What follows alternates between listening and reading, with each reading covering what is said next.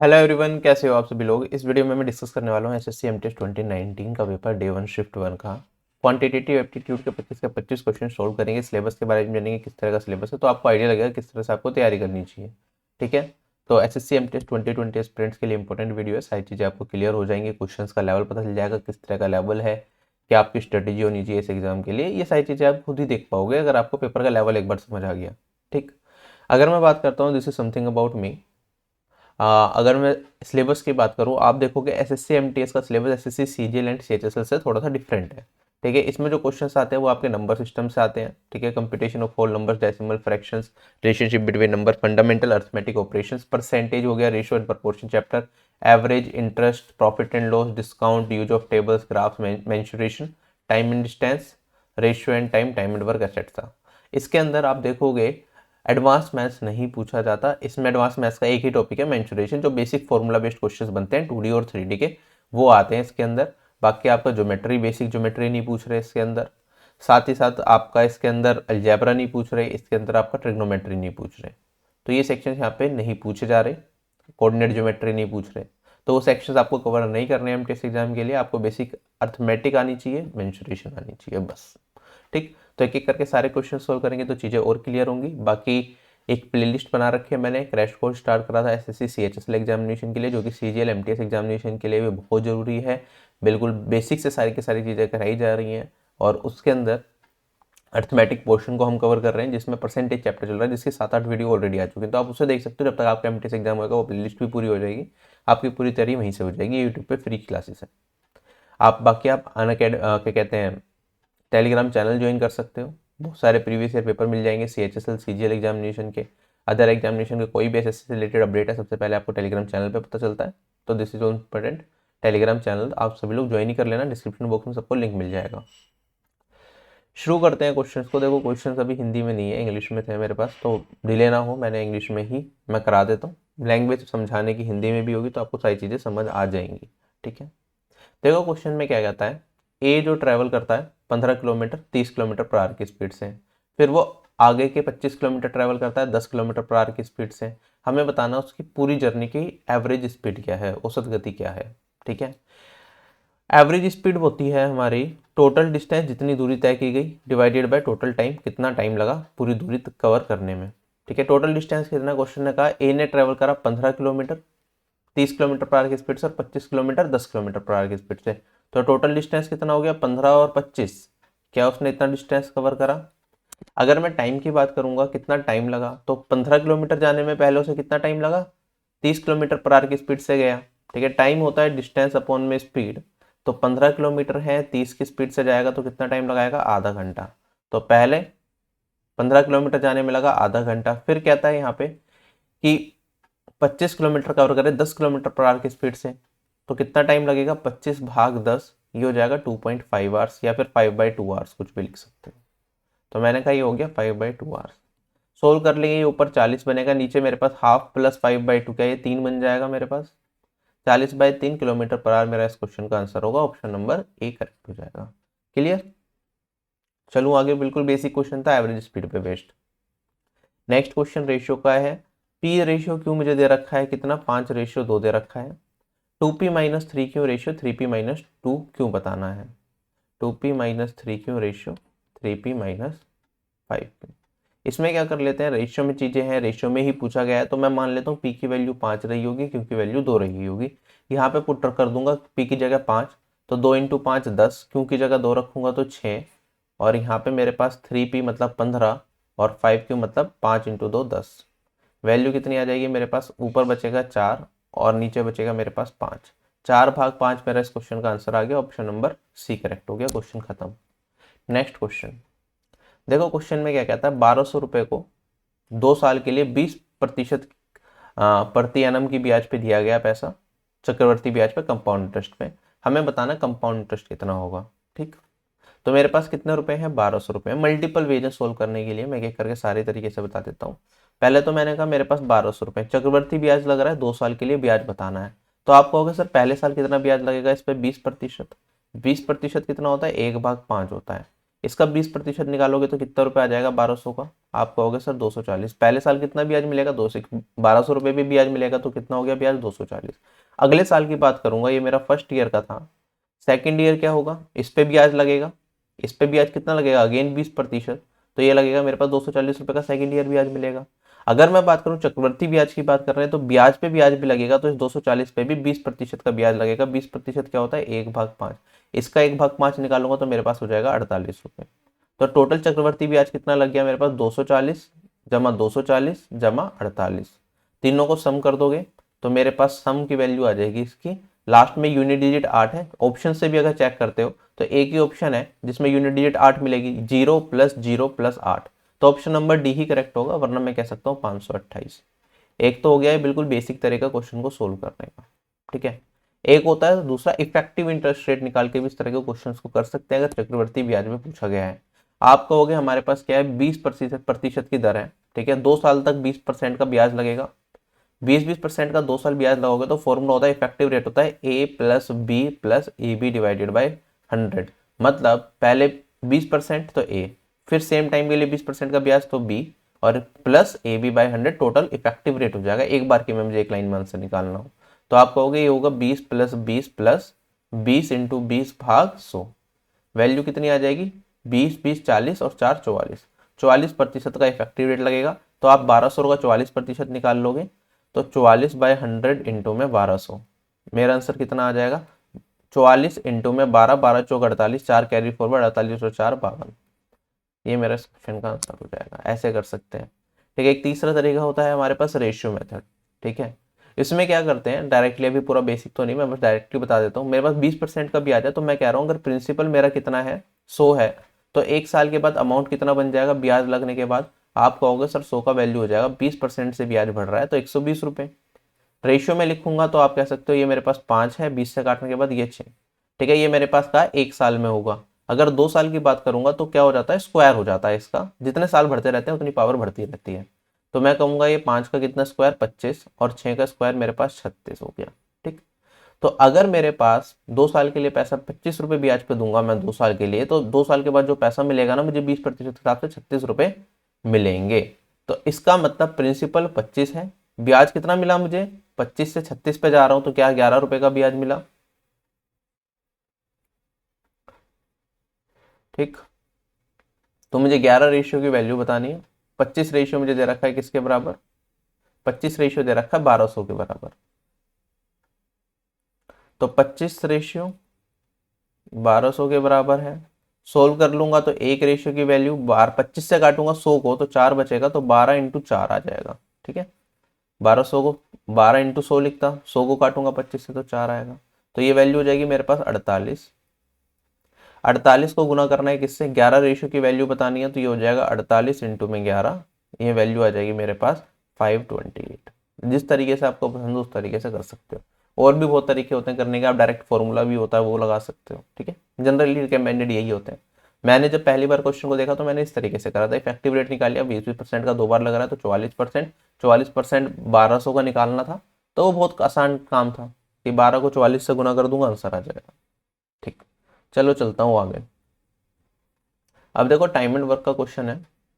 Pipe एक tank को 6 घंटे में भर सकता है, ठीक है। अगर मैं बात करूं यहाँ पे पाइप भी टैंक को भर सकता है 8 घंटे के अंदर। क्वेश्चन में कहता है अगर पाइप ए बी और सी को साथ में खोल दिया जाए तो टैंक को 12 घंटे में भरेंगे। तो यहाँ पे ए बी और सी साथ में खुल रहे हैं तो टैंक को भरने में कितना टाइम लग रहा है 12 घंटे। आप क्या एक चीज देख के बता सकते हो, पाइप ए कम टाइम में भर रहा है, पाइप बी कम टाइम में भर रहा है, पाइप ए बी सी तीनों चल रहे हैं तो टाइम ज्यादा लग रहा है टैंक को भरने में। इसका मतलब पाइप सी क्या कर रहा होगा टैंक को खाली करने का काम कर रहा होगा, इसका काम क्या होगा नेगेटिव होगा, ठीक। अभी क्वेश्चन सोल्व करेंगे तब भी एक चीज क्लियर हो जाएगी। हमें बताना है पाइप सी के लिए कौन सा स्टेटमेंट सही होगा। तो मैंने कहा पाइप सी अगर टैंक को खाली करने की काम कर रहा है तो ये एम्प्टी ही कर सकता है, फिल तो करेगा नहीं, तो ये दोनों ऑप्शन तो कटेगा, मेरा आंसर इन दोनों में से ही होगा, ठीक है। अब सोल्व करते हैं, कैसे करते हैं इस तरह के क्वेश्चन को सोल्व। आपको क्या दे रखा है टाइम दे रखा है पाइप ए पाइप बी और pipe A plus B plus C का टैंक को फिल करने का, ठीक। तो जब हमें टाइम दे रखा हो तो हम एलसीएम ले लेते हैं इनका, जिसे मैं टोटल वर्क के इक्वल मानता हूं। इन तीनों का एलसीएम क्या आएगा 6 8 12, क्या ये 48 होगा। एलसीएम 48 आ गया, मतलब टोटल काम मैं 48 मान के क्वेश्चन को सोल्व कर रहा हूँ।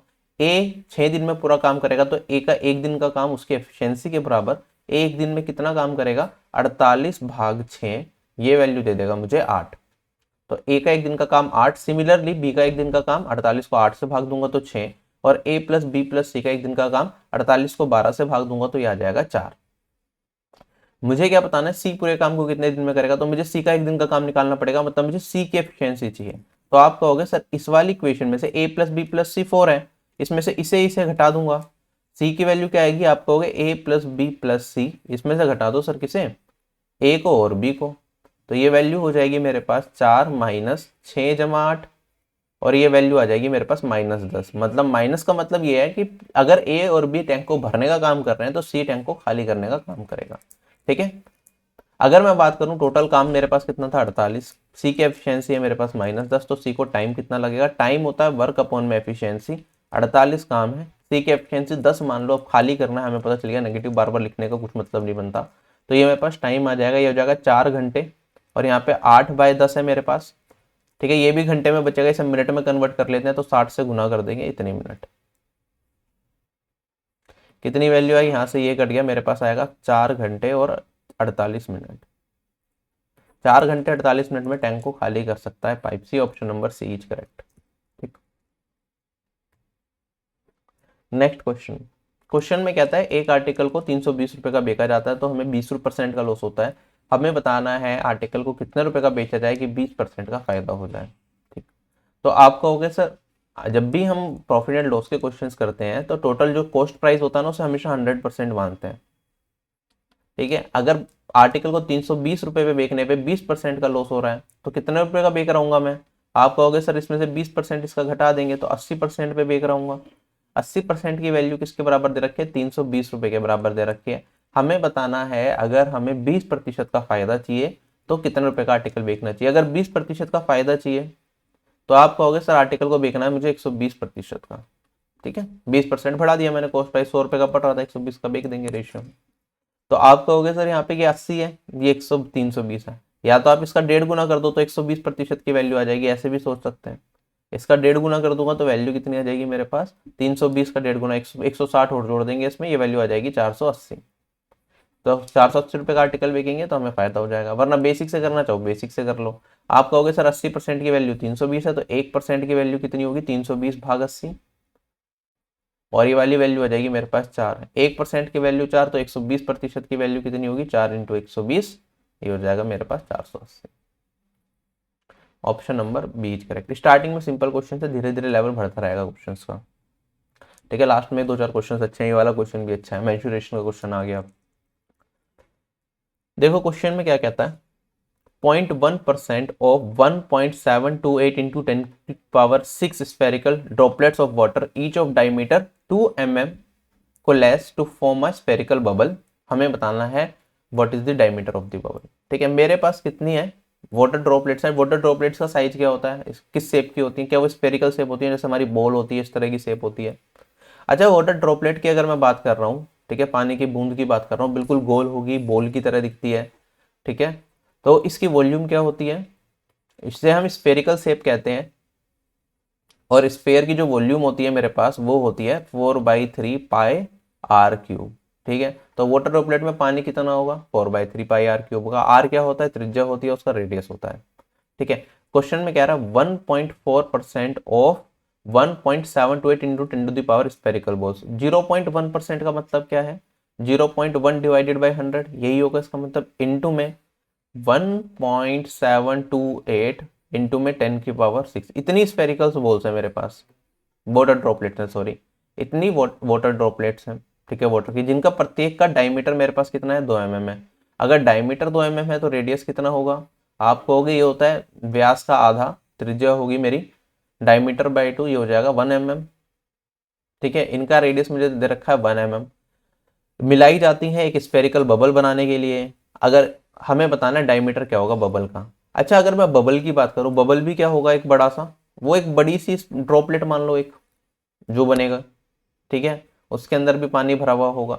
तो अगर हम बात करें यहाँ पे, ये मेरे पास वैल्यू किसके बराबर हो जाएगी, क्या मैं कह सकता हूँ जितनी भी वाटर ड्रॉपलेट्स यूज की गई है बबल को बनाने में, उनकी सभी की वॉल्यूम को मिला के मेरे पास एक बबल की वॉल्यूम तैयार होगी। ठीक, तो यहाँ पे मेरे पास इतनी वाटर ड्रॉपलेट्स है, एक वाटर ड्रॉपलेट की वॉल्यूम कितनी है, ये होगी 4/3 पाई, रेडियस कितना दे रखा है मेरे पास 1 mm, तो 1 mm का क्यूब है, ये किसके बराबर होगा 4/3 पाई, और मैं मान लेता हूँ जो मेरे पास बिग बबल बन रहा है उसका रेडियस है मेरे पास r क्यूब, इसके बराबर होगा। सोल्व कर लेंगे, 4/3 पाई से 4/3 पाई कट जाएगा, मेरे पास यहाँ पे वैल्यू कितनी आएगी, ये 1000 होगा, 10⁻³ कट जाएगा, जैसे ये 0.1 है, हटाया तो एक जीरो और लग गई, ये 10⁻3 10⁻6 पावर माइनस हो जाएगी, 10⁻6 में से -3 कर दोगे 10⁻3 बचेगा, 10⁻3 को इसमें गुना कर दोगे तो मेरे पास आएगा 1728 इंटू में 1, मतलब ये mm³ किसके बराबर होगा मेरे पास, ये मेरे पास बराबर होगा रेडियस के क्यूब के।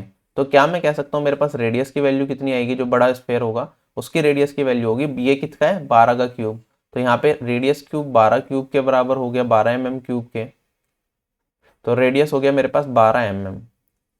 हमसे पूछा है कि बबल का डायमीटर बता दो किसमें, हमसे बबल सेंटीमीटर में, ठीक है, तो रेडियस है मेरे पास 12 mm, अगर मैं बात करूंगा रेडियस की वैल्यू सेंटीमीटर में करूंगा तो हमारे पास 1 सेंटीमीटर में कितने होते हैं 10 mm होते हैं, तो 10 से भाग देना पड़ेगा मुझे, तो ये हो जाएगा 1.2 सेंटीमीटर, रेडियस 1.2 सेंटीमीटर, तो डायमीटर कितना इसका 2 गुना, डायमीटर हो जाएगा मेरे पास 2 into 1.2 centimetre, that is 2.4 centimetre. Option number D is correct. चले आगे, देखो अब ये इनकम सेविंग एंड एक्सपेंडिचर का क्वेश्चन है जो मैंने परसेंटेज चैप्टर में बहुत अच्छे से आपको समझाया है। क्वेश्चन में कहता है जो मंथली इनकम है ना पवन और सुनील की, वो दे रखे 4:3 और उनके मंथली एक्सपेंडिचर दे रखे 3:2। क्वेश्चन में कहता है सुनील सेव करता है 4,000 रुपये, पवन सेव करता है 6,000 रुपये, हमें बताना है उनकी मंथली इनकम का सम क्या होगा, ठीक है।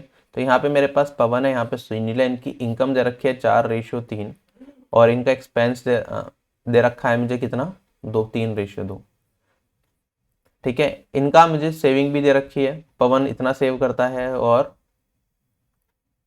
सुनील इतना सेव करता है। अच्छा एक चीज बताओ, जब मुझसे मंथली इनकम पूछी है, मंथली इनकम का सम, तो कहीं ना कहीं रेशियो मेथड पे ही जाऊंगा अगर मैं, तो 4 और 3 7 रेशियो है मंथली इनकम का सम, 7 रेशियो की वैल्यू किसके बराबर होगी, आप देखोगे जो मेरा आंसर होगा चांसेस है वो 7 का मल्टीपल हो, तो ऑप्शन नंबर बी ही मेरा आंसर बनना चाहिए, इसके अलावा कोई आंसर होने के चांसेस नहीं, क्योंकि कोई और ऑप्शन साथ से कट नहीं रहा। तो मैंने क्वेश्चन पढ़ा, क्वेश्चन पढ़ते ही मैं आंसर मार्क कर सकता हूँ इस क्वेश्चन का, ठीक। अब एक बार बेसिक से भी बता देता हूँ, आपको पता होना चाहिए इनकम क्या होती है, इनकम होता है सेविंग प्लस एक्सपेंडिचर, ठीक है। तो अगर सेविंग की बात करूंगा ये हो जाएगा मेरे पास इनकम माइनस एक्सपेंडिचर, ठीक। तो अगर मैं यहाँ पे पवन की इनकम को यहाँ पे 4x मान लूँ, सुनील की इनकम को 3x और इनके एक्सपेंडिचर को, पवन के एक्सपेंडिचर 3y और इसका एक्सपेंडिचर 2y, तो आपको हो गए सर इनकी सेविंग के बारे में पता है। पवन की अगर मैं बात करूं, पवन की सेविंग कितनी होगी, पवन की इनकम में 4x, पवन का एक्सपेंडिचर है 3y, तो पवन की सेविंग हो गई 4,000, ठीक है। अगर मैं बात करूं सुनील की इनकम है 3x, सुनील की एक्सपेंस है 2y, तो उसकी सेविंग कितनी है मेरे पास 6,000 रुपये। सोल्व करके मुझे क्या बताना है, इन दोनों की कंबाइंड इनकम क्या है, ठीक है। तो मुझे 7x की वैल्यू बतानी है अब, 4x + 3x, ठीक है। यहाँ पे अगर मैं सोल्व करना है, मुझे x की वैल्यू फाइंड आउट करनी है, तो क्या करूंगा मैं x की वैल्यू फाइंड आउट करने के लिए y को एलिमिनेट करूंगा जैसे छोटी क्लासेस में करते थे। तो मैंने कहा यहाँ पे 3y है, यहाँ पे 2y है, यहाँ पे 2 से गुना और यहाँ पे 3 से गुना, उससे क्या होगा ये y इक्वल आ जाएगा, मेरा y वाला कॉम्पोनेंट कट जाएगा। तो मेरे पास इक्वेशन में लिख देता हूँ, ठीक है। तो यहाँ पे मेरे पास 8x - 6y इक्वल्स टू 4 दूनी 8,000 हो जाएगा, और यहाँ पे मेरे पास 9x - 6y इक्वल्स टू 12,000 हो जाएगा, यही है। अच्छा नीचे वाली इक्वेशन में से ऊपर वाली इक्वेशन को घटा दूंगा तो आप देखोगे ये 6y से 6y कट गया, मेरे पास वैल्यू कितनी बचेगी 9x - 8x, ये बचेगा मेरे पास x, और ये किसके बराबर 4,000 के बराबर। x की वैल्यू अगर मेरे पास आ गई 4,000,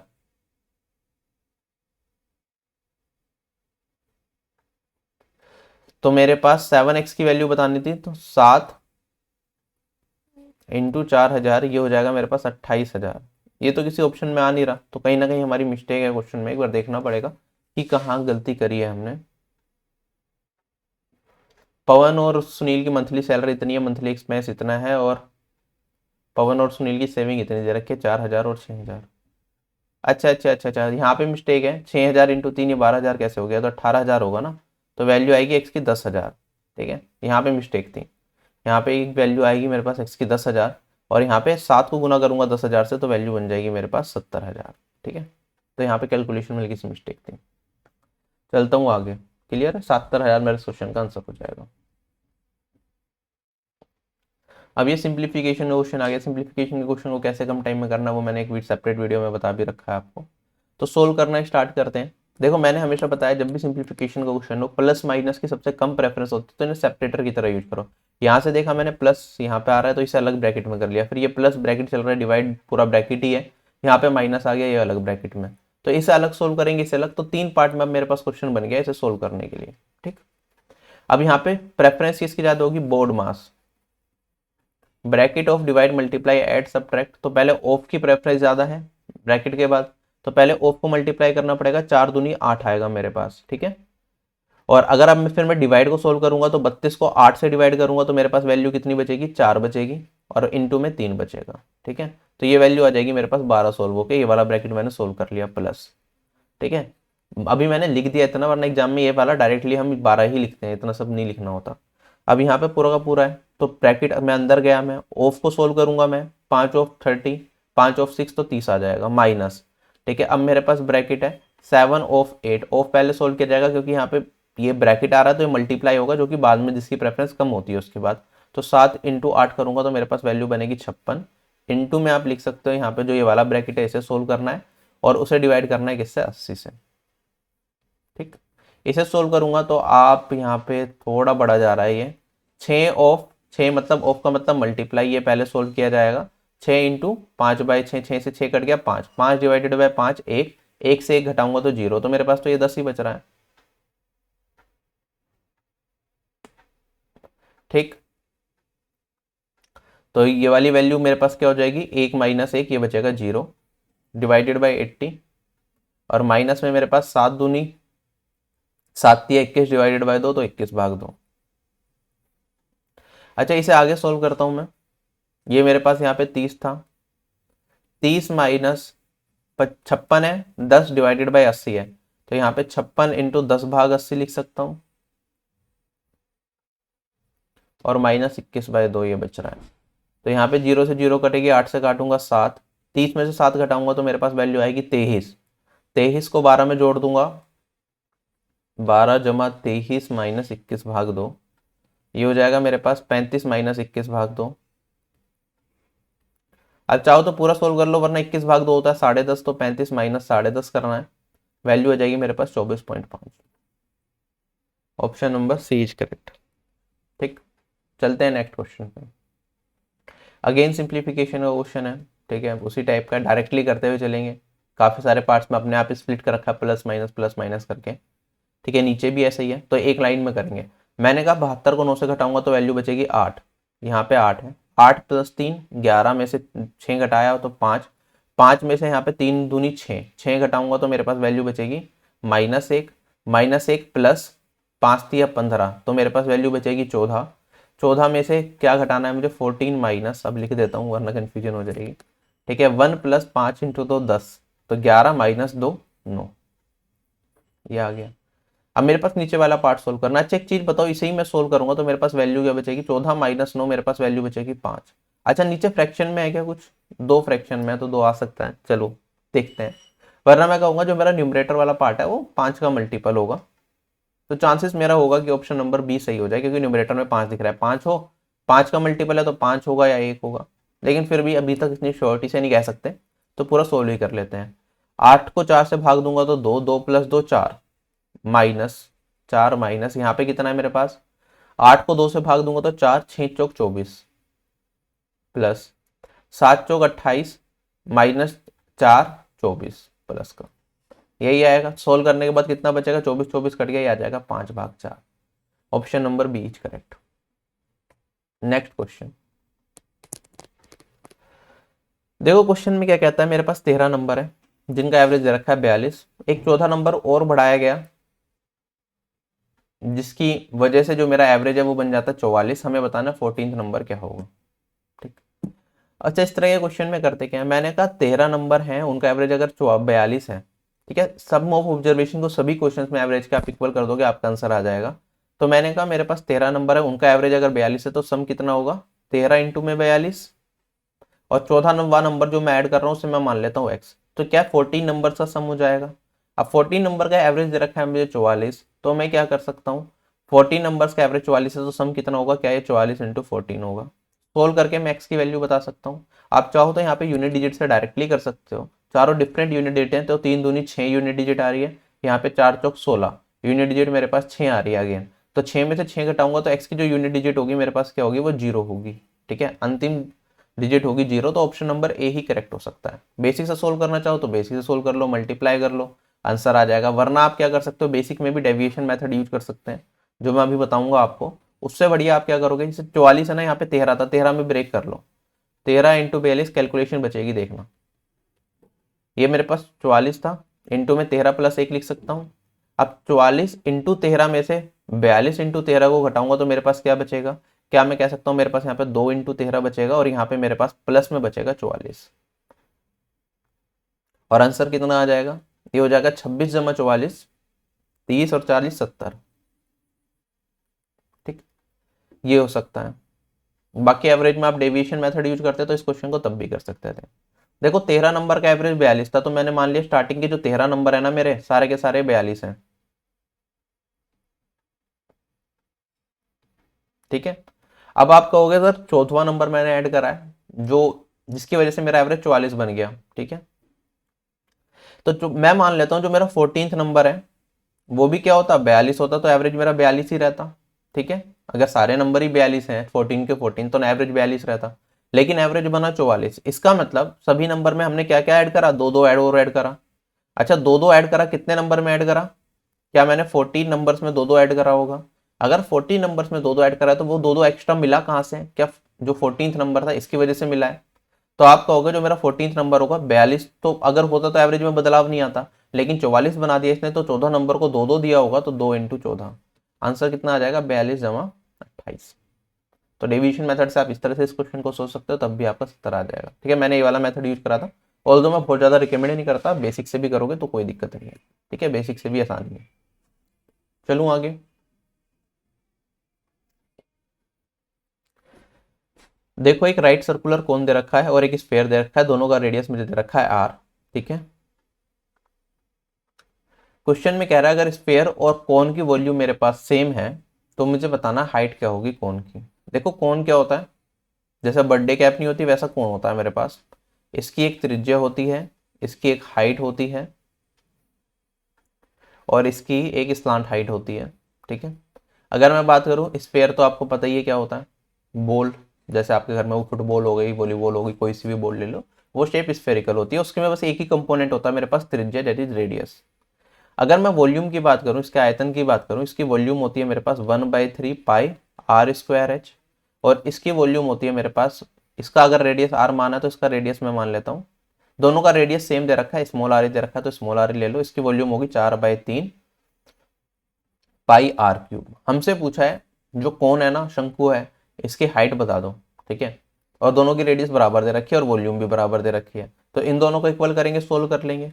वॉल्यूम ऑफ कोन मेरा वॉल्यूम ऑफ स्फेयर के बराबर हो जाएगा। ठीक है, यहाँ से मैं वैल्यू निकाल लूंगा, पाई से पाई कैंसिल हो जाएगा आपका, आर स्क्वायर से आर क्यूब को काटूंगा तो मेरे पास सिंगल आर बचेगा, 3 से 3 कट जाएगा, तो यहाँ पे 4r मेरा किसके बराबर बचा, हाइट के, तो आंसर आ गया height equal to 4r। Radius से 4 गुना अगर मेरी हाइट होगी तो मेरे पास एक कोन की और एक स्फेयर की आयतन बराबर हो जाएगा। देखो क्वेश्चन में पूछा what is the single discount of equal to two successive discounts of 10% and 15%। अगर तो डिस्काउंट दे रखे हो, से ए का डिस्काउंट दे दिया पहले, या फिर मैंने पहले D1 का डिस्काउंट दिया फिर D2 का सक्सेसिवली, तो हमारे पास नेट डिस्काउंट होता है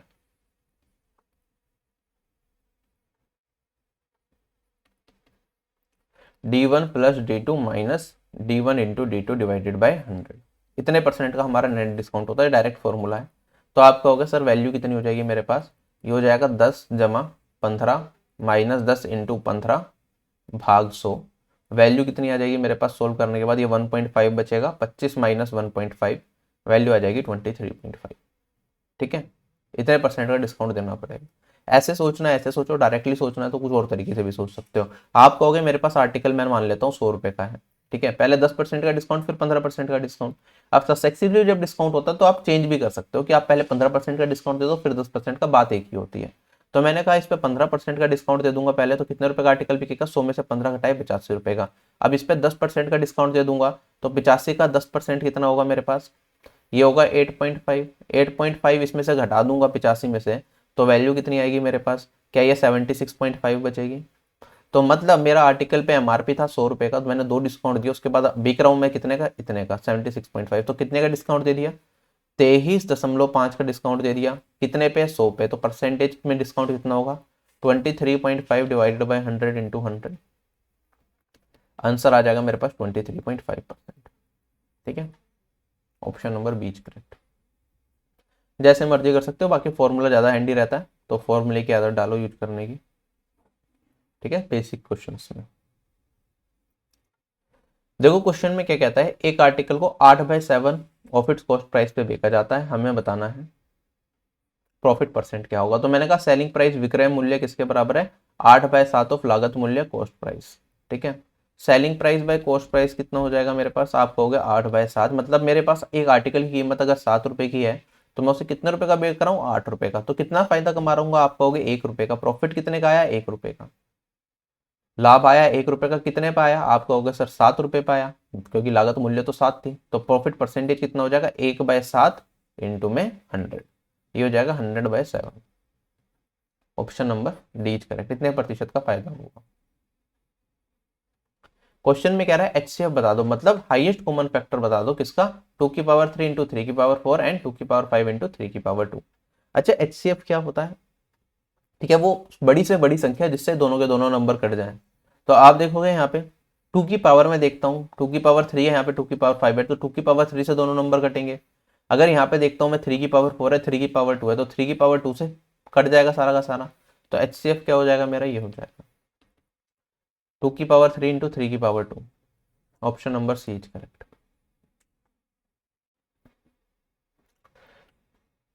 देखो क्वेश्चन में कहता है एक नंबर को पहले 20% से घटाया गया, फिर उसे 15% से घटाया गया, जो फाइनल वैल्यू मेरे, सॉरी, पहले एक नंबर को 20% से बढ़ाया गया फिर उसे 15% से घटाया गया, जो फाइनल वैल्यू आई मेरे पास वो आई कितनी, 2040। हमें इनिशियल वैल्यू बतानी है नंबर की क्या होगी।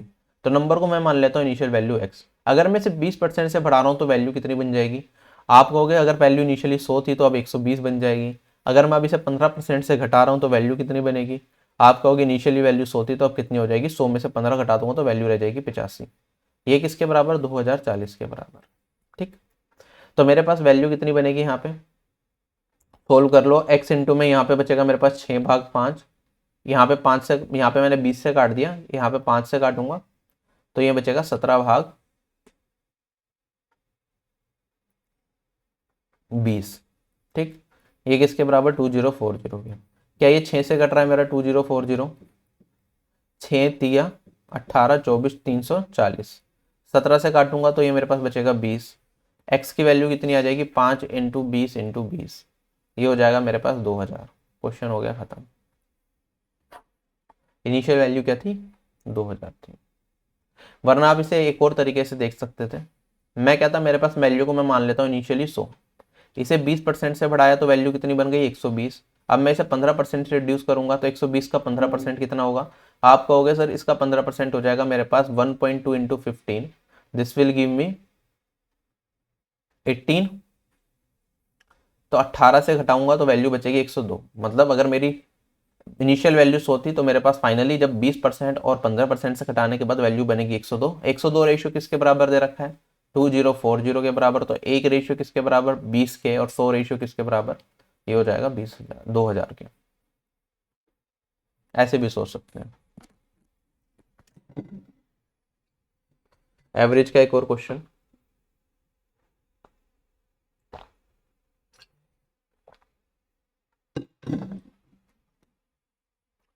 देखो क्वेश्चन में क्या कहता है, डेली एवरेज रेनफॉल है ना 5 दिन की एक हफ्ते के अंदर, वो दे रखी है 30 mm।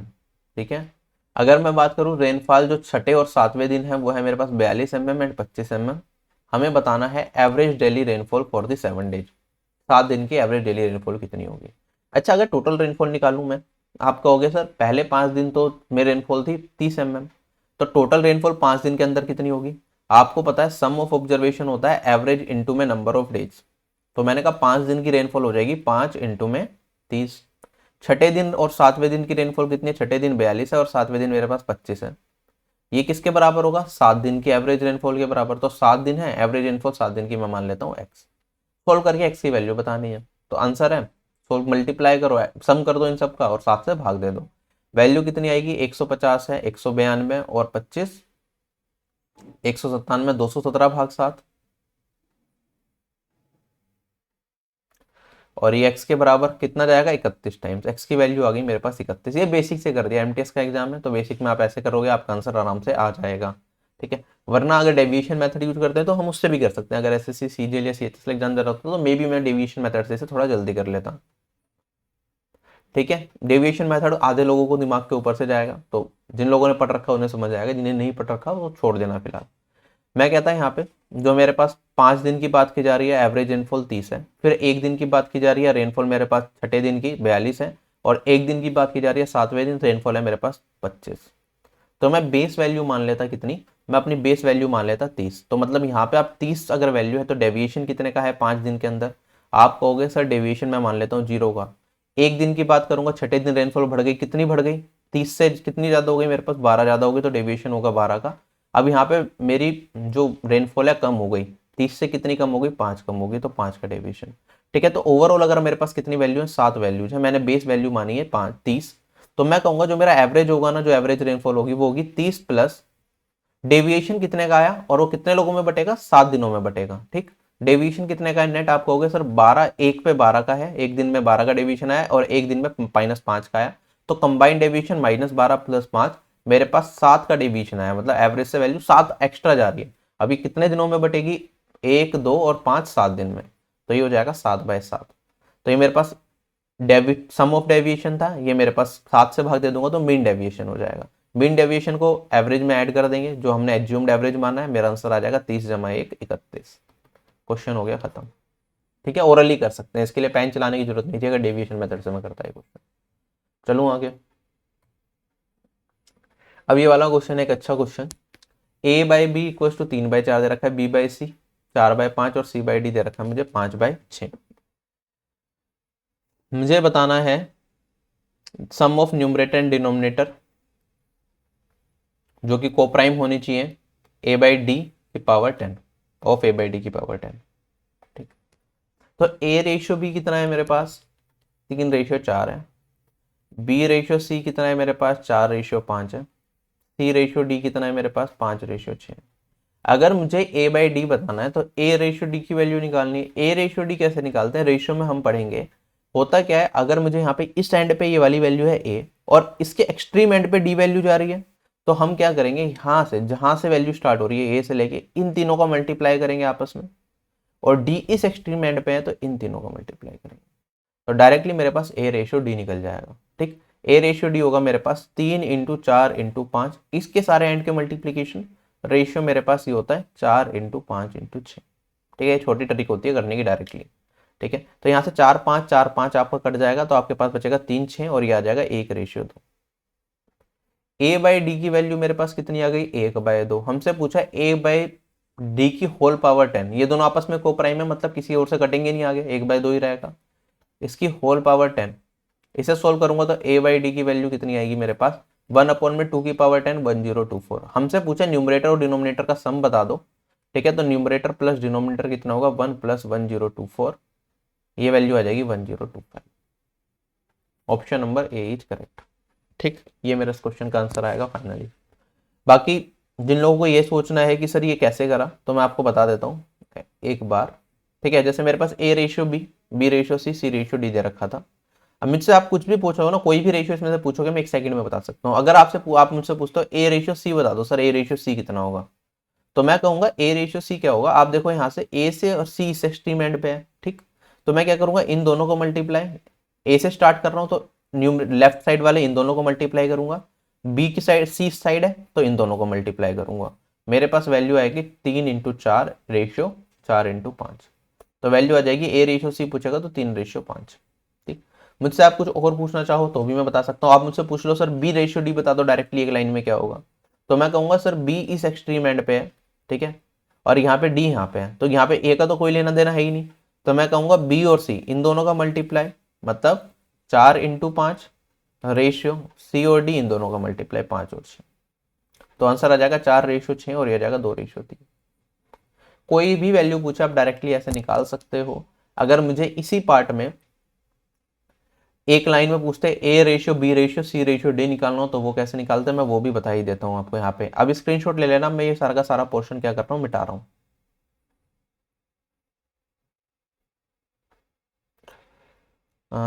चलो, ए रेशियो बी दे रखा है, बी रेशियो सी, सी रेशियो डी,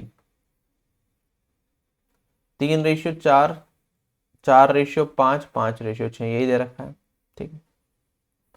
अगर मुझे A ratio B ratio C ratio D निकालना है तो कैसे निकालेंगे, डायरेक्टली निकाल सकते हैं।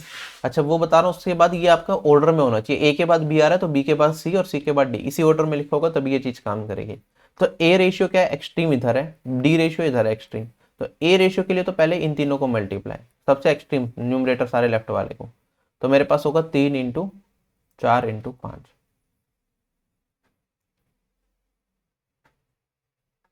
अब मैं बी रेशियो की बात करता हूँ, बी रेशियो को निकालेंगे तो ए के बाद बी में यहाँ पे आया तो बी में मेरे पास वैल्यू ये दे रखी है, ठीक है, बी इधर आ गया। अगर बी की शुरुआत इधर से हो रही है तो आप यहाँ से स्टार्ट करोगे ये, और बाकी फिर एक सांप सा बना दोगे ऐसे, फिर इधर वाले पार्ट ले लोगे, तो बी रेशियो होगा मेरे पास 4 × 4 × 5। अब मैं अगर सी की बात करूँ, सी का फर्स्ट टेंस कहाँ पे मेरे पास, सी मेरा पहली बार सबसे पहले यहाँ पे देखा गया है, तो सबसे पहले अगर सी यहाँ पे देखा गया है तो मेरे पास सी यहाँ से स्टार्ट करूंगा, मैं इधर जाऊंगा क्योंकि इस साइड है तो इसके ऊपर वाले, और फिर मैं क्या करूंगा इसके लेफ्ट में ये वाला बचा तो ये वाला ले लूंगा, ये हो जाएगा 4 × 5 × 5।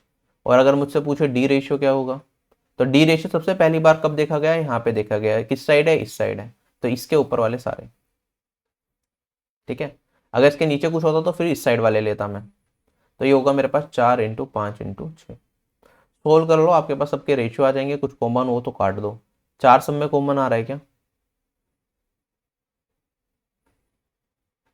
चलो 4 4 4 4 4 सब में कॉमन आ रहा है, 5 भी कॉमन आ रहा है सब में, हाँ 5 भी कॉमन आ रहा है सब में भाई। अब मेरे पास क्या बचेगा, ये बचेगा 3/4/5/6, ठीक है। ये A ratio B ratio C ratio D आएगा। चलूँ आगे। अब एक सिंपल इंटरेस्ट का क्वेश्चन है, ठीक है। क्वेश्चन में कहता है मैंने कुछ पैसों को सिंपल इंटरेस्ट पे दिया, साधारण ब्याज पे दिया, कुछ टाइम के लिए दिया।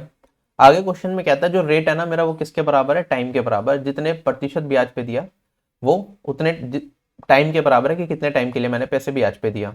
तो मैंने कहा रेट मेरा किसके बराबर दे रखा है, यहाँ पे टाइम के बराबर दे रखा है। कुछ पैसा मैंने उधार दिया होगा उसे मैं मान लेता हूँ पी। क्वेश्चन में कहता है अगर पैसे को मैंने आर रेट से टी टाइम के लिए अगर दिया है तो मेरे पास जो ब्याज बनाना है, जो सिंपल इंटरेस्ट बना है वो किसके बराबर है, सम के बराबर है, मतलब प्रिंसिपल के वैल्यू बराबर है जो मैंने पैसे ब्याज पे दिए। हमें बताना है कितने सालों के लिए पैसा ब्याज पे दिया गया, ठीक। तो हमें पता है सिंपल इंटरेस्ट क्या होगा, क्या होता है ये, principal into rate into time divided by 100। अगर मेरे पास रेट और टाइम बराबर है, सिंपल इंटरेस्ट किसके बराबर है, प्रिंसिपल के बराबर दे रखा है, तो principal equals to P into T, rate और टाइम बराबर कर दिया डिवाइडेड बाई 100। पी से पी कटेगा, 100 किसके बराबर, टी स्क्वायर के, और टाइम की वैल्यू कितनी आ जाएगी, 10 साल।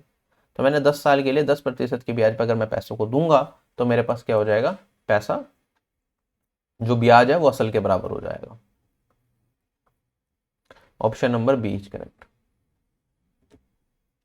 अब ये टाइम एंड वर्क का क्वेश्चन है। क्वेश्चन में कहता है दो टीचर हैं, ए एक काम को कितने दिन में, 10 दिन में कर सकती है, जो बी टीचर है वो मेरे पास एक काम को 15 दिन में कंप्लीट कर सकती है। उन्होंने काम स्टार्ट करा, ए क्या कर गया, 5 दिन के बाद काम छोड़ के चला गया।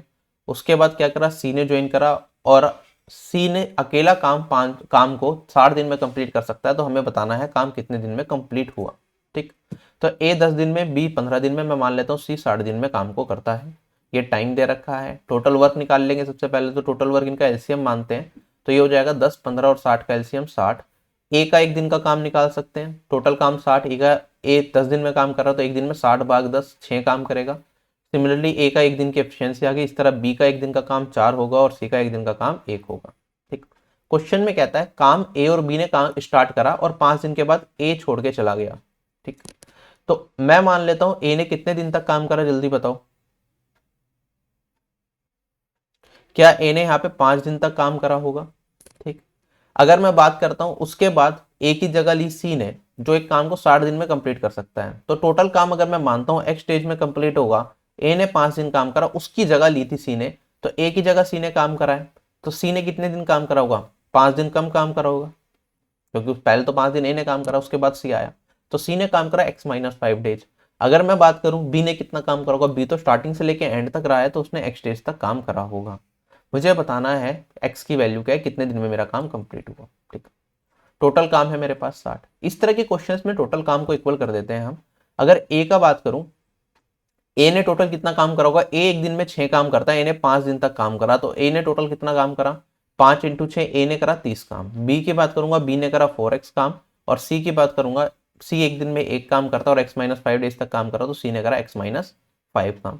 अगर इन सबको ऐड कर दिया जाए तो ये ए बी और सी का टोटल काम है और तीनों ने ही काम को खत्म करा है, तो इन तीनों को ऐड कर दूंगा तो टोटल काम कंप्लीट हो जाएगा मेरा। बिल्कुल, आप कहोगे तीनों को ऐड करने के बाद ये होगा 30 - 5 25 प्लस 5x, ये किसके बराबर हो जाएगा, ये मेरे पास टोटल काम 60 के बराबर हो जाएगा।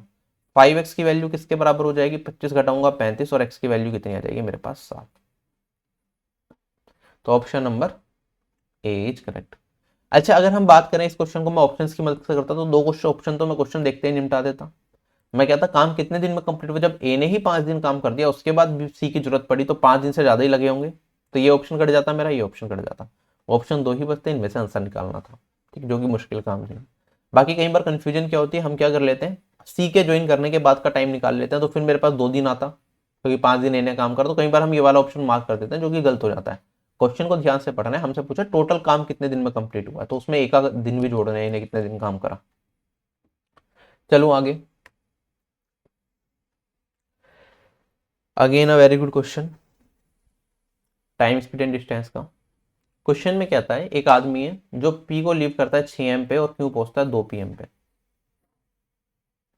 ठीक है, तो ये मेरे पास पी स्टेशन रहा होगा। ठीक है, और ये मेरे पास क्यू स्टेशन मान लो, या कोई क्यू जगह मान लो। यहाँ से निकलेगा 6 AM पे और यहाँ पे क्यू पे पहुंचेगा 2 PM पे। तो पूरी जर्नी को कवर करने के लिए आप बताओ कितना टाइम लगेगा उसे। सुबह के 6 बजे से दिन के 2 बजे, तो 6 से पहले 12 बजेंगे, 12 AM तक 6 घंटे, और 12 AM से 2 PM तक 2 घंटे। तो क्या मैं कह सकता हूँ यहाँ पे 8 घंटे लगेंगे। वरना आप ये सोच रहे थे तो सर 12 PM को क्या लिखते हैं, अगर मैं 24 आवर्स फॉर्मेट में टाइम को लिखूंगा तो 12 PM क्या 2 PM क्या होगा, 12 + 2 मतलब 14 आवर्स। तो यहाँ पे 6 बजे निकल रहा है, 14 आवर पे पहुंच रहा है, तो मतलब कितने घंटे लगाए, 14 में से 6 को घटा दो, 8 घंटे। तो एक आदमी को क्या लग रहा है, 8 घंटे लग रहे हैं एक जर्नी को कवर करने के लिए। आदमी को मैं मान लेता हूँ पर्सन 1। ठीक है, पर्सन 1 को पी से क्यू तक जाने में लग रहे हैं 8 घंटे। अब मेरे पास एक दूसरा पर्सन है जिसे मैं नाम दे रहा हूँ पर्सन 2, जो 8 AM पे कहां से निकलता है, क्यू से निकलता है, तो यहां से निकलेगा 8 AM पे और पी पहुंचेगा 3 PM पे। ठीक, अच्छा ये अगर 8 AM पे निकल रहा है और 3 PM पे यहाँ पे पहुंच रहा है, तो आप क्या मुझे ये बता सकते हो इसे कितना टाइम लग रहा है। आप कहोगे सर ये 8 AM है, 3 PM को अगर 24 आवर फॉर्मेट में कन्वर्ट करूंगा तो ये 12 + 3 15 आवर्स हैं, 15 में से 8 को घटा दूंगा तो इसे कितने घंटे लगेंगे पूरी जर्नी को कवर करने में, 7 घंटे। हमसे ये पूछा है कि किस टाइम वो दोनों मिलेंगे, उनके मिलने का टाइम क्या होगा। ये इस डायरेक्शन में जा रहा है क्यू से पी, ये पी से क्यू जा रहा है पर्सन, तो कहीं ना कहीं बीच में कहीं ना कहीं मिल रहे होंगे, तो उस टाइम क्या हो रहा होगा। ठीक, अच्छा अगर मैं बात करूं पर्सन 1 की, पूरी जर्नी को कवर करने में से कितना टाइम लग रहा है, इसे 8 घंटे लग रहे हैं। पर्सन 2 को पूरी जर्नी कवर करने में 7 घंटे। क्या मैं टोटल डिस्टेंस मान सकता हूँ, ये टाइम दे रखा है मुझे इनका, मैंने एज्यूम कर लिया टोटल डिस्टेंस मेरे पास कितना रहा होगा पूरी जर्नी को कवर करने के लिए, ये हो जाएगा इन दोनों का एलसीएम, मैंने मान लिया ये होगा 56। मेरी जर्नी मान लेता हूँ मैं, 56 किलोमीटर की जर्नी है मेरी। ठीक, अगर मैं बात करूँ स्पीड की, तो डिस्टेंस अपॉन में टाइम स्पीड होता है, तो पर्सन 1 की स्पीड कितनी रही होगी, आप कहोगे 56 को 8 से भाग दे दोगे तो वैल्यू आ जाएगी 7 किलोमीटर पर आवर, और पर्सन 2 की बात करूंगा 56 से 7 से भाग दूंगा तो वैल्यू हो जाएगी 8 किलोमीटर पर आवर, तो पर्सन 2 की स्पीड ज्यादा है। अब देखो, अब ध्यान से समझना इस चीज को, पर्सन 1 6 बजे निकला, पर्सन 2 कितने बजे निकला, 8 बजे। तो क्या जब पर्सन 2 ने चलना स्टार्ट करा 2 घंटे पर्सन 1 चल चुका होगा, 2 आवर्स। अगर इसकी स्पीड पर्सन 1 की कितनी दे रखी है, हमारी स्पीड आई है 7 किलोमीटर पर आवर। 7 की स्पीड से 2 घंटे में कितना डिस्टेंस कवर किया जाएगा, 2 इंटू 7, ये हो जाएगा मेरे पास 14 किलोमीटर। 14 किलोमीटर की जर्नी कवर हो चुकी है पर्सन 1 के द्वारा जब पर्सन बी ने चलना स्टार्ट करा। तो पर्सन 1 मेरा अब यहाँ पे है, पर्सन 2 मेरा यहाँ से चलना स्टार्ट कर रहा है ना। अच्छा, डिस्टेंस कितना बचा मेरे पास, मैंने कहा था टोटल डिस्टेंस मान लिया हमने 56 किलोमीटर, यहाँ से लेके यहाँ तक की दूरी 56 किलोमीटर हमने मानी है। 56 में से 14 को घटा दूंगा तो कितना डिस्टेंस बचा मेरे पास, क्या ये वाला डिस्टेंस मेरे पास 42 किलोमीटर बचा। 42 किलोमीटर की दूरी कवर करनी है पर्सन 1 और पर्सन 2 ने, कितना टाइम लगेगा। आप कहोगे 42 किलोमीटर की दूरी है, पर्सन 1 इधर मूव कर रहा है किस स्पीड से, 7 किलोमीटर पर आवर की स्पीड से, पर्सन 2 इधर मूव कर रहा है किस स्पीड से, 8 किलोमीटर पर आवर की स्पीड से। तो रिलेटिव स्पीड कितनी हो जाएगी, 7 जमा 8। तो कितना टाइम लगेगा इस दूरी को कवर करने के लिए, 42 भाग 15, 8। तो 8 बजे दोनों पर्सन 1 और पर्सन 2 की मैंने बात करी, 8 बजे के बाद उन्हें 42 किलोमीटर चलना था, तो इतना टाइम लगेगा 8 बजे के बाद। तो टोटल टाइम कितना हो जाएगा उनका, पहले तो ये निकाल लो, इसे सोल्व करूंगा तो मेरे पास 2 टाइम जाएगा, फिर मेरे पास बचेगा 2 घंटे। 12/15 इंटू में मिनट में कन्वर्ट करने के लिए 60, ये वैल्यू आ जाएगी 2 घंटे प्लस 4, 12 चौक 48 मिनट। 8 बजे के बाद 2 घंटे और 48 मिनट और लगेंगे। ऑप्शन में चेक करूंगा, 8 + 2 आर 48 मिनट, तो ये हो जाएगा 10:48। तो कितने बजे पहुंचेगा, दोनों कब मिलेंगे, 10:48 पे दोनों की मुलाकात होगी। क्वेश्चन हो गया मेरा खत्म। ठीक है, थोड़ा ध्यान से समझना इस क्वेश्चन को, एक्चुअली रेशियो से भी कर सकते हो आप। मैंने क्या मान लिया, डिस्टेंस को एज्यूम कर लिया अपनी मर्जी से कि डिस्टेंस कितना रहा होगा, 56 किलोमीटर रहा होगा। ठीक, आप कुछ भी डिस्टेंस को एज्यूम करके इस क्वेश्चन को सोल्व कर सकते हो। चलता हूं आगे। अब मेरे पास क्वेश्चन है, ठीक है, बहुत अच्छा क्वेश्चन है। ठीक है, नंबर ऑफ स्टूडेंट्स दे रखे हैं और उनकी रेंज दे रखी है कि उनके मार्क्स किस रेंज में है। हमें बताना है मीन मार्क्स पर स्टूडेंट क्या होंगे। ठीक, अच्छा यहाँ पे क्या दे रखा है, मार्क्स की रेंज दे रखी है मुझे 9 से 11 के बीच में 6 स्टूडेंट्स हैं, 11 से 13 के बीच में 5 स्टूडेंट, 13 से 15, 15 से 17, 17 से 19, इनके बीच में स्टूडेंट्स दे रखे हैं। नंबर ऑफ स्टूडेंट्स दे रखे हैं कितने। अच्छा, अगर मुझे एवरेज मार्क्स बताने, मीन मार्क्स बताने हैं, तो मीन क्या होगा, आप मान लो यहाँ पे मार्क्स मेरे 9 से 11 हैं, तो मैं मान लेता हूँ सभी स्टूडेंट्स को कितने मिले होंगे इनके बीच के मार्क्स। मीन मार्क्स क्या होगा, 9 + 11 भाग 2, ये हो जाएगा 10 मार्क्स। तो मैं मान लेता हूँ 6 स्टूडेंट्स को कितने नंबर मिले, 10 एवरेज में, ये इनके एवरेज मार्क्स मान लो। ठीक है, अगर मैं बात करूँ 11 से 13 की रेंज में 5 स्टूडेंट है, इनका एवरेज कितना होगा, 11 और 13 के बीच की वैल्यू 12 होगी, तो इनका एवरेज 12 हो गया। 2 स्टूडेंट्स का एवरेज कितना हो गया मेरे पास, 14। फिर यहाँ पे आगे बढ़ूंगा तो 100 स्टूडेंट का एवरेज 16 मार्क्स और 5 स्टूडेंट्स का एवरेज मेरे पास हो गया 20 मार्क्स। अब मुझे एवरेज मार्क्स बताने हैं सभी स्टूडेंट्स के, तो एवरेज क्या होगा, सम अपॉन में नंबर ऑफ ऑब्जर्वेशन।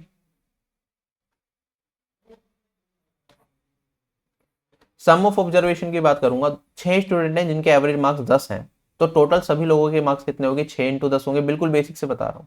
ठीक है, फिर मेरे पास 5 स्टूडेंट हैं जिनके एवरेज मार्क्स 12 हैं, तो टोटल मार्क्स कितने होंगे, 5 × 12, प्लस मेरे पास 2 स्टूडेंट हैं जिनके एवरेज मार्क्स 24 हैं, तो 14 × 2, प्लस मेरे पास 2 स्टूडेंट जिनके एवरेज मार्क्स 16 हैं, तो 2 × 16, प्लस 5 स्टूडेंट्स हैं जिनके एवरेज मार्क्स 20 हैं, तो 5 × 20 divided by total number of student. Total students कितने हैं, आप कहोगे 6 + 5 + 2 + 2 + 5, सोल्व करके आंसर आ जाएगा। नीचे कितना आ रहा है, 10 और 10 20, ऊपर 60, 60, 60 जमा 60 जमा 28 जमा 32 जमा 100, ये वैल्यू बनेगी 120, और ये भी 60 ही बना रहा है, 180, 280।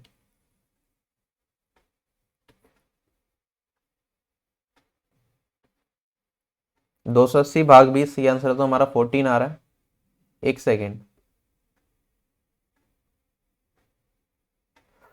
10 12 14 16, ये सॉरी 18 होगा ना, ये 20 से मल्टीप्लाई कर दिया, यहाँ पे कैलकुलेशन मिस्टेक है। ठीक है, ये 18 होगा, तो मेरे पास ये वैल्यू होगी 90, और ये होगी 270। 270 को 20 से भाग दूंगा तो 0 से 0 कटेगी, ये वैल्यू आएगी 13.5। 13.5 मेरा इस क्वेश्चन का आंसर होगा, ऑप्शन नंबर ए। ठीक है, ये बिल्कुल बेसिक तरीके से मैंने इस क्वेश्चन को सोल्व करा, लेकिन एग्जाम में एमटीएस एग्जाम दे रहे हो तो टाइम मिल जाएगा, आप ऐसे बेसिक से भी कर सकते हो, लेकिन सीजीएल सीएचएसएल में अगर ये क्वेश्चन आता है तो मैं अलग तरीके से करता हूँ, उसके लिए मैं डेविएशन मेथड यूज करता हूँ। ठीक है, कि डेविएशन कितना होगा। तो डेविएशन मेथड में इसमें हम क्या कर लेते हैं, इसे बेस वैल्यू मान लेते हैं कि मेरी एवरेज सभी स्टूडेंट्स का कितना है, 14 है। तो यहाँ पे डेविएशन निकालता रहता हूँ मैं हर एक स्टूडेंट पे कितना है, और फिर हम सोल्व करते हैं। तो वो कभी बताऊंगा जब डेविएशन मेथड एवरेज चैप्टर पढ़ाऊंगा आपको। तो इस तरह के क्वेश्चन को डेविएशन मेथड बहुत ही कम टाइम में कर सकते हैं, मतलब इतनी कैलकुलेशन करनी नहीं होती, बहुत ही सेकंड्स में कर लेते हैं। एक बार ऊपर ऊपर से बता लेता हूँ, अगर समझ आ जाए तो समझ लेना, वरना जब बेसिक से कराऊंगा कभी डेविएशन तभी आप समझ पाओगे, अगर पहले नहीं पढ़ रखा तो यहाँ पे नहीं हो पाएगा। देखो क्वेश्चन में क्या दे रखा है, मेरे पास ये था, मैंने एवरेज माना था 6 स्टूडेंट का कितना 10 है, यहाँ पे 12, 14, 16 और 18। ठीक, मैं मान लेता हूँ मेरा एवरेज जो है ना, मिडल वैल्यू क्या है 14। मैंने अपना एज्यूम्ड एवरेज मान लिया कितना है 14। ठीक है, इसे एज्यूम्ड मीन बोलते हैं, छोटी क्लास में हम पढ़ते थे। ठीक, अब मैं देखूंगा यहाँ पे डेविएशन कितने का है। आप देखोगे 14 है, यहाँ पे डेविएशन कितने का है 14 में से, क्या ये -2 है। यहाँ पे आप डेविएशन देखोगे, क्या -4 का डेविएशन जाना है मेरे पास। ठीक है, अगर मैं बात करूंगा यहाँ पे 16 है, क्या 14 से ये 2 ज़्यादा है, और अगर मैं 18 की बात करूंगा ये 14 से 4 ज़्यादा है। ठीक है, अच्छा ऐसे कितने स्टूडेंट्स हैं जिनका एवरेज से 4 कम जा रहे हैं मार्क्स, तो आप कहोगे 6। तो इसकी वजह से नेट इफेक्ट कितना पड़ेगा, नेट इफेक्ट पड़ेगा मेरे पास 6 इंटू में -4, डेट इज -24। अच्छा ऐसे कितने स्टूडेंट्स हैं जिनका एवरेज से 2 कम है, तो 5 स्टूडेंट है, तो 5 इंटू -2, मेरा डिफरेंस आएगा -10। ये एवरेज के बराबर है, तो डिफरेंस जीरो है एवरेज से, तो 0 इंटू 2 करूंगा तो मेरे पास 0 आ जाएगा। इसे ऐड भी नहीं करते, फर्क नहीं पड़ता। यहाँ पे मेरे पास 2 स्टूडेंट्स ऐसे हैं जिनका एवरेज से 2 ज़्यादा है, तो मैं कहूँगा ये हो जाएगा 2 इंटू 2, ये हो जाएगा मेरे पास +4। और यहाँ पे मेरे पास 5 स्टूडेंट ऐसे जिनका एवरेज से 4 ज़्यादा है, तो ये हो जाएगा 5 इंटू 4, ये हो जाएगा मेरे पास +20। अगर इन सबको ऐड कर दूंगा, क्योंकि डेविएशन देखना है, मैं देख रहा हूँ एवरेज से मेरा जो आंसर है वो कितना आगे पीछे जा रहा है, तो आप इन सबको ऐड कर दोगे, आपके पास बचेगा, सबको ऐड करने में 24 प्लस माइनस का 24 कट जाएगा -10। -10 का डेविएशन आ रहा है मेरे पास, सबको चेक करने के बाद, मतलब मेरी वैल्यू -10 जो सम है ना, वो सारी वैल्यूज के सम से -10 कम होगी, अगर एवरेज में 14 मान लेता। ठीक है, तो ये मेरे पास डेविएशन है, सम ऑफ डेविएशन, या फिर डेविएशन बोल दो, और सभी संख्याओं पे डेविएशन इतना है। कितनी संख्याएं हैं, कितने स्टूडेंट्स की बात कर रहे हैं, 6, 5, 11 और 4, 15 और 5, 20, 20 स्टूडेंट्स की बात कर रहे हैं। डेविएशन टोटल है मेरे पास 10 का, 10 को 20 स्टूडेंट्स में बांट दूंगा, ये -10 है, तो -10/20 डेविएशन आएगा मेरे पास -0.5 का। तो जो मेरा नया एवरेज होगा ना, न्यू एवरेज, वो किसके बराबर होगा, या फिर इन सबका जो एक्चुअली एवरेज होगा, जो राइट एवरेज होगा, ये एज्यूम्ड एवरेज है, जो एक्चुअल एवरेज होगा वो क्या होगा, ये होता है मेरे पास assumed mean plus deviation. Deviation कितना है -0.5 का, आंसर आ जाएगा मेरे पास 13.5।